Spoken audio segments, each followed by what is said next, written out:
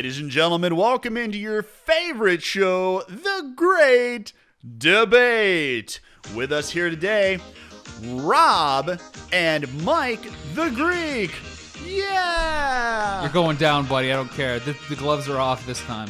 This is such an easy battle. This will... I know. I agree. It's going to be so easy for me to take you down. We'll see what happens. Yeah, all right. We'll see what happens. Contestants, to your corners. Blue and silver all over the color. I'm sorry. It's your All turn. right. Contestants, break to your corners now. Uh-huh. All right. So, in the right corner, we have our special guest caller, Mike the Greek. Him again. Yeah, him again. Yeah, Okay. Guest always goes first on the Great Debate. So what are we debating about? Well, I'm going to get to that. If you would let me get to that. You are a contestant and not a one host. demerit. Step back into your corner. That's one demerit. So in the right corner, we have Mike the Greek. And Mike the Greek is going to be taking the side of Marvel because tonight it's Marvel versus DC movies. Yeah, so we're talking about movies, the Marvel movies versus the DC movies. And of course, You're doing it again. we're talking about the comic book characters. That's two demerits. I can't just let you go on and on and on. That's It pains two my brain. demerits. Give me another one. I'm going to keep Three talking. demerits. So, folks, Marvel versus DC, Four the demerits. movie universe. Go, Justin. Go 10 ahead. demerits. You've already lost. You want another? You've You already already lost, buddy. It's the Breakfast Club Yeah, on our you want fucking another? show already. You want another? I'll keep going. I can keep Yep, going all day. let's You want go. another? Yeah, I do. Give me another. Okay, give me another. Absolutely. You've already lost the debate. Congratulations. Thank you for tuning in to the Yes. Great Yeah. Merit. Another boom, boom. All right. So, as you said, we have Mike over the right corner. He's going to be taking Marvel. We have Rob over here on the left corner. He's going to be taking on DC. When you say right corner, you mean like the netherverse of the interweb. Yes, another verse. You know I what? mean on your right because I'm on your left. In my mind, I'm not sitting in a That's studio. one demerit for improper geography. Yeah. You know what nether means? It means south. It means go down. All right? Wow. It means hell. Keep trying there, buddy. Keep trying. All right, so let's get to the meat of this. Okay. All right, so it's Marvel movies versus DC movies. And this is like a brand new show. This is like a first kind of entry, so there's no 10-minute limit. This is kind of wherever it goes. There is no limit. I am the ultimate judge and jury and executioner on the show. That worries me. It should worry you, especially with 20 demerits. Oh, crud. So, Uphill battle. all right, so... All right, That's just my aggression. Rob's getting all pumped up over here. Sounds like you're eating chips. Yeah, he's all getting pumped up. Rage Squishing, eats when he gets stressed out. he's raging, squeezing water bottles. You leave my problems out of this. It's the roid rage. All right, so I'm going Chris Benoit over Mike the Greek after this. all right, so our special guest, Mike the Greek, he gets to go first. So, Mike, what are your opening comments on Marvel movies? You have the floor. Okay, well, I better start off with a bang here. It really That'd comes be a down first. to 30 That's what she demerits.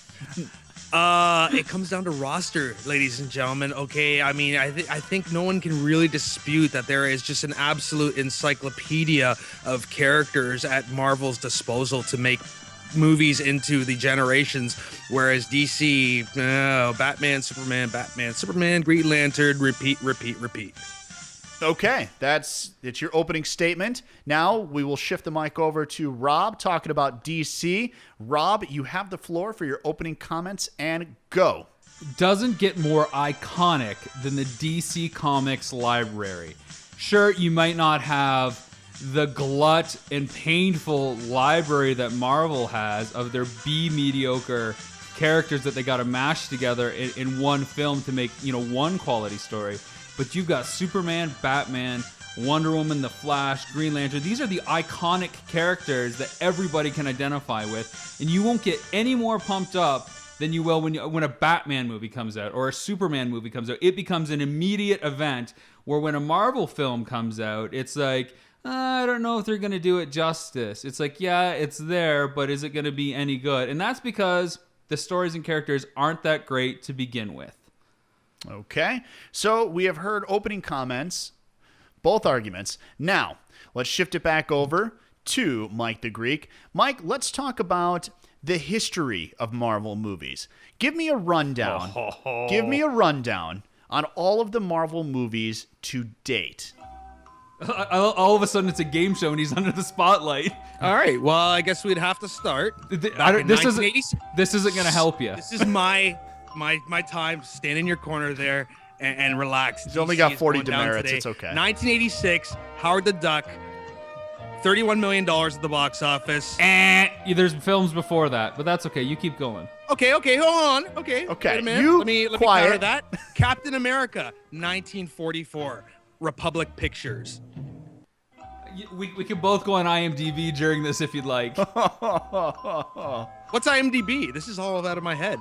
I have So you did 3 hours of research because you're afraid. All right, let Mike the Greek speak, please. All right, go ahead, Greek. Mike, let me So hear. then we move into the late 90s with Blade, 1998, followed up by the iconic X-Men film in 2000 with Hugh Jackman, which was gangbusters.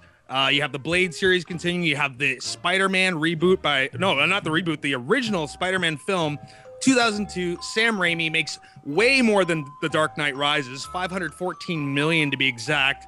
You got Daredevil, 2003. Okay, we're gonna leave that one off the list. We're gonna leave the Hulk off the list. We're still going all right. Okay, Marvel had some awkward years there, but then came full tilt back. I'm still scrolling down here with Iron Man. So you're 2008. scrolling. You're scrolling. Nope, What? shush. There's no AIDS. Okay, go ahead. I'm gonna leave that butt in there. I've got to counter to that. And of course, we move from Iron Man. Now we've been starting to establish the Avengers. Boom into the Avengers. What are we talking? Over 611 million at the box office here, ladies and gentlemen. So we're just talking massive box office over many years, many different films. 5 billion total since Howard the Duck, and an average of 201 million per film. Okay, all right, thank you, Mike. All right, Rob, now let's talk about the DC Universe movies, starting from the beginning. Give us a full rundown. Okay, I don't know if I should just start with DC or should just keep on the argument and just talk about Howard the Duck, and that basically deflates anything you ever said. All right, please stick to the question at hand. Well, of course, DC has a long, rich history, not just in movies, but in TV, and it all goes back to Superman, not only from from the 40s and 50s, but all the way through the 60s with the Batman TV show. And then, of course, the landmark series that probably brought it, to contemporary culture was Superman in 1978. You'll finally believe a man can fly. And to this day, the effects hold up. You can buy into the techniques that they use. I mean, you got Richard Donner going the first one, the second one, Marlon Brando, becomes in a superhero movie. That adds legitimacy to it. And then, 10 years down the road, you've got Batman all of a sudden being reimagined by Tim Burton. A hot director in his 20s gets to tackle Batman and launch that franchise. It spawned, Joe Schumacher's too, love him or hate him, but it spawned a franchise there. And then you get Batman and Superman coming back again when it's time to bring them back. You got Green Lantern, love it or hate it, it actually tackled the comic book and really good ideas, even though some of the execution didn't make it at the box office. And now, other than the Batman trilogy that just came, love it or hate the last installment of Dark Knight Rises, Batman Begins, and The Dark Knight with Heath Ledger winning an Oscar for the performance of a comic book character, really set the stage. And now we're going to get into Justice League territory with the iconic characters of all time. When can I argue against the shit movies that are Marvel? All right. Good argument there. All right, Mike the Greek, back to you. Tell me why Marvel movies? Why can't I piss on the movies that Marvel has? No. Yes, no. It's a debate. I'm gonna piss on your argument in a second. Schumacher launched a franchise. No, Schumacher continued a franchise. It's getting out of control, people. Okay, do I gotta go Brett Ratner? Brett Ratner, X3? Won the Best Actor Oscar for Batman before Heath Ledger. Aha.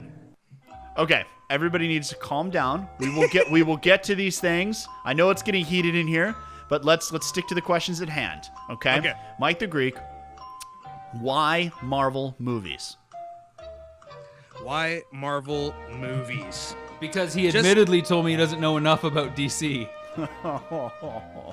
Would you let the man answer the question? Okay, I have to borrow a little bit from my first argument in reference to my argument that there's a greater roster of characters to basically glean movies from. Look at the future too. in the next 2 years, I've counted 1, 2, 3, 4, 5, 6, 7, 8, 9 Marvel movies coming out. From Iron Man 3 this summer to Avengers 2, Ant-Man, Wolverine, Thor, Spider-Man 2, Guardians of the Galaxy, X-Men Days of Future Past, and the new Fantastic Four reboot. And what does DC have coming out? Man of Steel and possibly Justice League, which is only in development right now, not confirmed. So that's it for the next 2 years for DC. So enjoy your Superman, because that's all you got. All right, Rob, I'm going to toss it back to you. Why DC movies? Well, you know, I already got my competitor rehashing his opening arguments, and like I told him before, quality, not quantity. I mean, we're getting into some really B fucking Marvel movies coming out. People aren't going to be on board with a lot of the characters, and that's why they're forcing them into mashups. But why DC movies? Like I said before, these are iconic characters that are so universal that we don't need 600 of them. We can identify universal qualities in the Batman, Superman, Flashes, and Green Lanterns, and Martian Manhunters, and Wonder Woman. I mean, when you think of, you know, most powerful female superhero out there, it's Wonder Woman. And there is a Wonder Woman movie in development, as well as The Flash, as well as Justice League. And Batman's already talking about being rebooted for 2017. And yeah, Man of Steel is the next one coming up, but I don't want 9 movies from Disney, who's busy trying to do 25 new Star Wars movies, because I want quality stuff that takes time. More like the Pixar process that's getting ignored at the House of Mouse right now in order to get shit out and make a buck. So why DC? Because the characters stand the test of time. They were the first on the scene, and they've lasted this long for a reason. They haven't had to generate new characters that are mishmashes of the atomic age superpower bullshit. They're just true American heroes in some senses, but quality characters that have universal stories to tell that people can relate to. Okay, gentlemen, I have one more question for each of you before closing arguments. Closing arguments? One more question before closing arguments. Now, calm yourself. All right, this one's going out to Mike the Greek. Mike, you have the opportunity to rip into DC movies. Now, feel free. How's this a question? No holds barred. I want you to tell me what is wrong with DC movies. What is wrong with DC movies? Identity crisis and just the misunderstanding of what transforms comics into a new medium that's a film.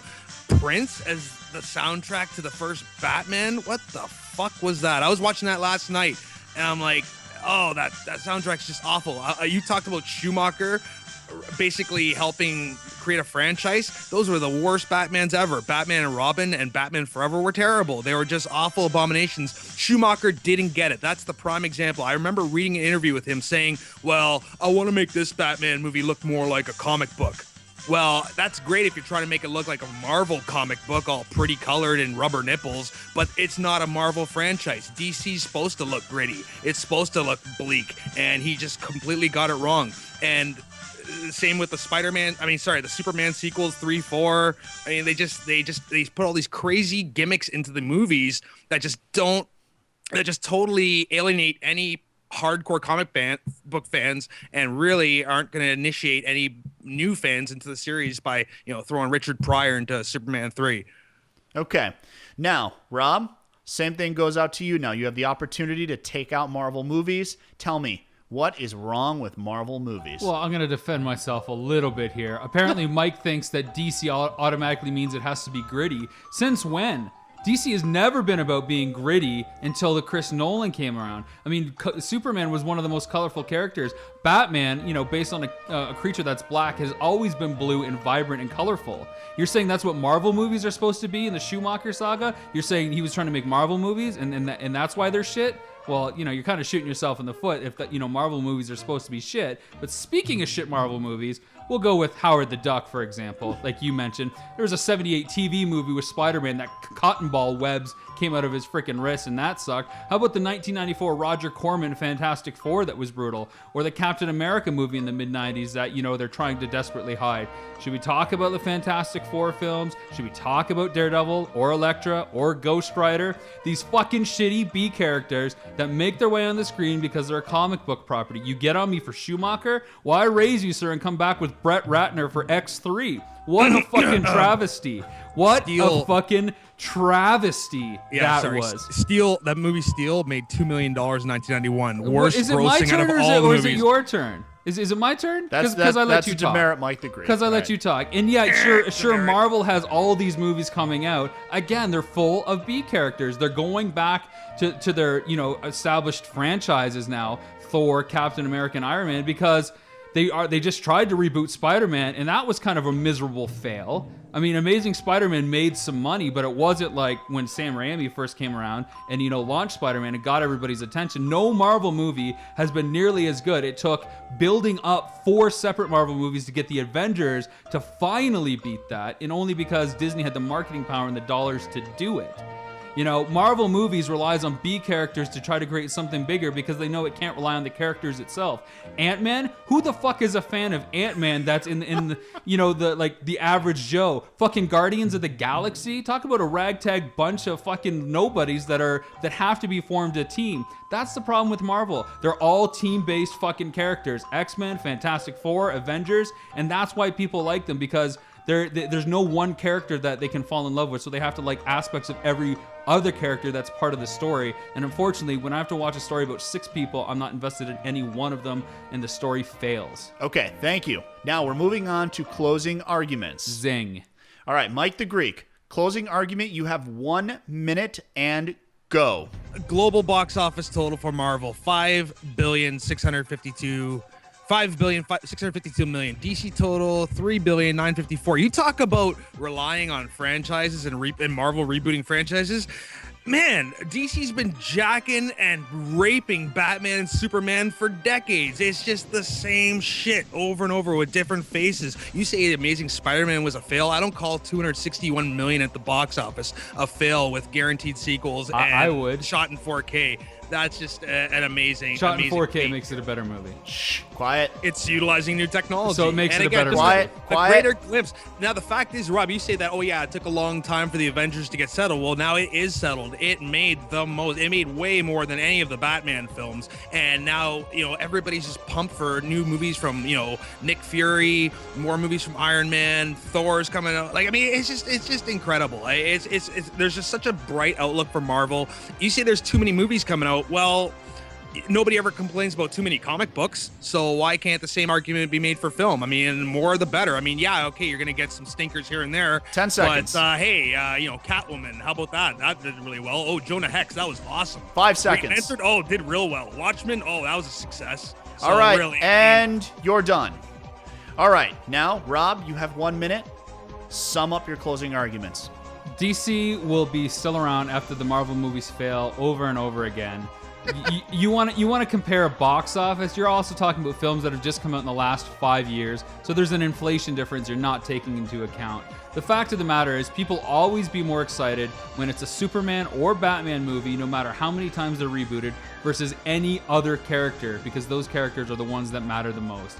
It doesn't matter that, Avengers brought in a lot of money, good for them, but it also took 10 characters in that film, and it's such a watered down experience that they have to have the other films for the standalone characters to support it. Iron Man 2 as a story was a fucking piece of shit. It's essentially a carbon copy of the first one, where a guy in a fucking Iron Man-like suit has to fight Iron Man. So it should be interesting what Iron Man 3 is like.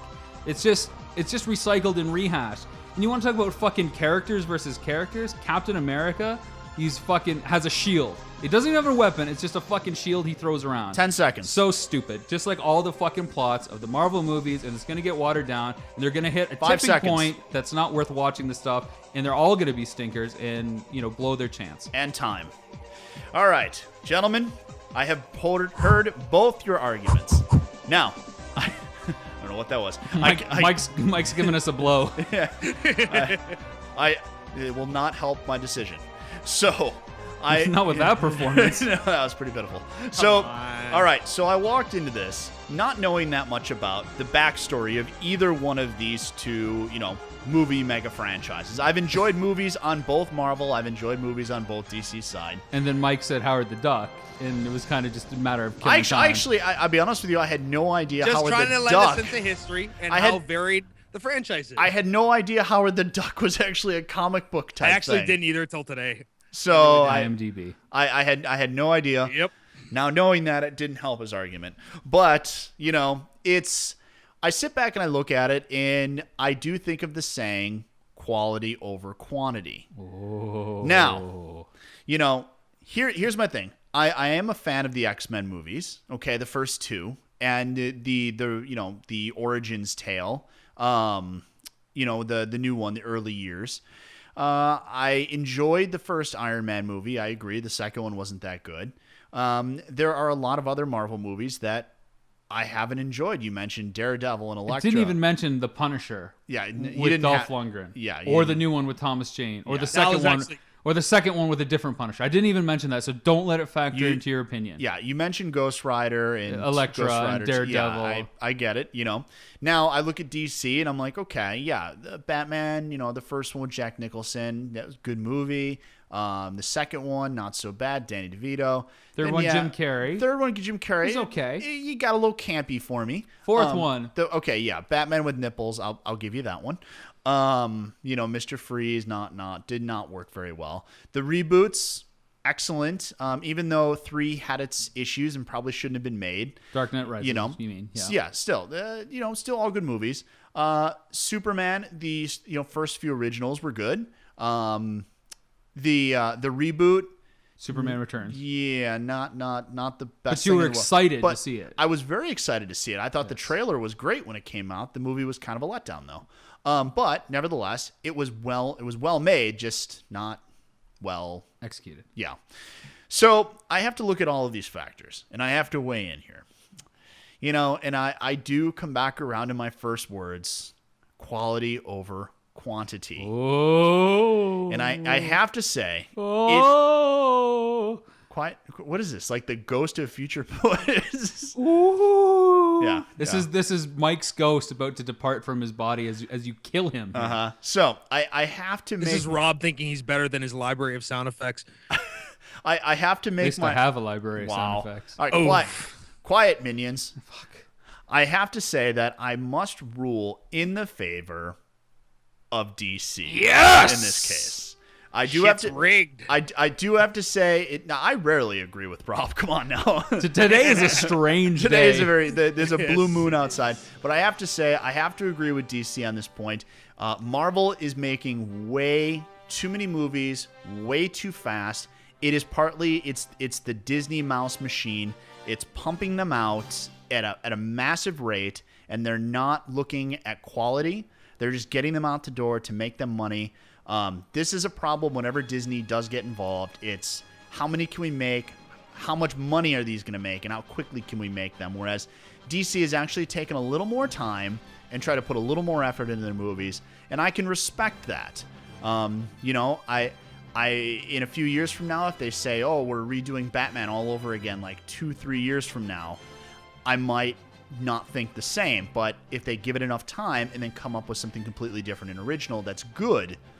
Well, see, here's the thing. Judgment delivered, so you can just talk frank. Spider-Man, the reboot, was like 4.5, maybe 5 years at the most. I think it was 4 years since, the Raimi trilogy and Amazing Spider-Man came out. Yeah. I didn't feel like I needed a Spider-Man movie. But, if Batman comes out in 2017, I want a fucking Batman movie. I'll be excited about it no matter what. And that's why I'm excited about Man of Steel, even though it was 5-6 years since Superman Returns, even though Man of Steel is, much more of a reboot. These are just things that you get naturally excited about because they're characters that you really like a lot more. I mean, it's just hard to get excited about the Marvel stuff, I find. They usually have great villains and really human characters, but there's just not something that raises the bar to huge spectacle event that you need to see. The Avengers is probably the rare thing, but it took how many characters with their own films to get to that point? There are several movies under the Marvel banner right now that I feel don't need movies. I Captain America, I'm not a huge fan of the story. I don't think it deserves its own movie. I could see him as a B character in a movie like The Avengers, where he comes in to help save the day, but I don't know if he needs his own movie. That was a setup for the Avengers. Ant-Man, I don't even know who Ant-Man is. Yeah, he's an Avenger. He's like a hardcore scientist. I mean, it's kind of just, like Tony Stark and the mental power, but yeah, he's cool. There's way too many movies. Elektra didn't need to be made. No. I thought Ghost Rider was going to be kind of cool, but it sucked, and so did the sequel. Yeah, that nobody saw. I saw it. It just Sucked. I hope it was Just going to like- redeem itself. Just like and all 3 Punisher movies sucked, and that could have been so cool. Yeah, they I don't think they're strong enough characters to hold their own in a movie. Yeah. Comic book is one thing, movies are completely different. All right, well then, listen to you two going back and forth. Really, I think You don't get to From speak. both You sides? lost. I'm just kidding. Go ahead. I think we need to stop focusing on the heroes. I think we've done them to death. I think it would be awesome to see a Joker movie, for instance. I think that would be sick. I would be first in line to go see that. But here's the thing. It's like taking like Han Solo and giving him his own film. Those characters work when they're like held back as Which Disney will sidekicks. probably do. Well, they announced it. Oh, Han shocker. Solo is going to be one of the standalone Jesus. films, and it's going to be And Boba between Fett. it's gonna be- Shocker. yeah, and Boba Fett and Yoda. But those characters work because they're in limited screen time. So putting the Joker, as a main character, as much as it makes sense on paper, isn't going to work. He had his own comic book run. It's called The Joker for like 2 years, and DC canceled it because it didn't work. Because you just want to see him cause shit and other people clean it up. So No, it's a good argument, but it's just trying to figure out a way to kind of maybe it's a great argument. rejuvenate the whole idea of comic book movies. I mean, I think maybe the whole idea is stale. I mean, maybe we just have to start. Like, it's funny. No, they were talking about. I think you're right. They were talking about Lobo, and now it's not. I don't think it's happening now. I mean, we really just need to start mining for other characters. Maybe even going to like some indie characters and giving them bigger budgets. I think it's just time to start giving some of these iconic Marvel and DC characters a rest. Well, they tried doing that with some of the lesser known stuff like Lobo, and they just can't get the finances behind it. And The Rock was attached to play Lobo, who's an intergalactic bounty hunter. He's an intergalactic bounty hunter who basically rides like a flying kind of rocket powered motorcycle and uses a guitar as his weapon. But I mean, Watchmen was like a huge indie property, and fans were really mixed on it. Didn't do great at the box office. Yeah. But there's just like Spawn was an indie property, and For Vendetta. and Not really indie, but and that was- Hellboy, and Hellboy did okay. It had, was it 2 movies and a bunch of cartoon animated ones? And spin-off? supposedly there's going to be a third eventually. So I mean, the indie ones, they got to be so big in the indie world that they even warrant a shot at it. But I mean, I think you're right, Mike. I think it's getting stale, and I think unfortunately Disney's going to be the driving factor between killing it. I think Disney's going to kill it with this whole Avengers saga. By the time we get to Avengers 3, like what are they going to do? They're going to have all these little like films that were like kind of side stories with one character in order to legitimize their cameo in Avengers 3, and then it's going to die. They're not going to know what to do with it. You're right. And then what happens? Well, for I guess it's for better or for worse. I look at like these massive movie franchises, like say James Bond, where you have 20 plus films. Could you realistically have 20 plus Spider-Man movies? Yeah. I guess Yeah, you're you gonna could. you're gonna have a niche audience. You're gonna break apart this kind of universal feeling of love that people have towards Marvel and DC by James Bonding these franchises. But I mean, everybody loves Bond, and you could do the same with Batman. You can. The plan with Bond was never to get more than one Bond actor in there. It just happened that way, and they had lots more stories to tell. So they cast Lazenby, and then Connery came back, and then Roger Moore and all that. But you could do the same thing with Batman. That's why the comics have gone on for years and years, and there's tons of interesting stories to mine, even if they just took the comic books. That same argument can apply to the Avengers 3 then, or Avengers 4. Like you're asking, well, I really want to see it. But the difference is the characters. Batman is a character strong enough to do it.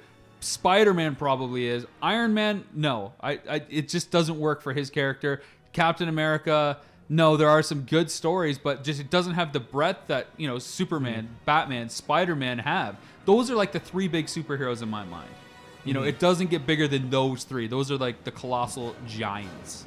So All right. So that's our great debate. That wraps up the great debate. to that. I'd like to thank Mike the Greek for coming in and participating in our debate, and I don't. Rob as well. I'm not thanking him. I think you gentlemen both did good. You made very convincing arguments, but at the end You of the day, just want to get out of here so you can get your large stuffed sausage.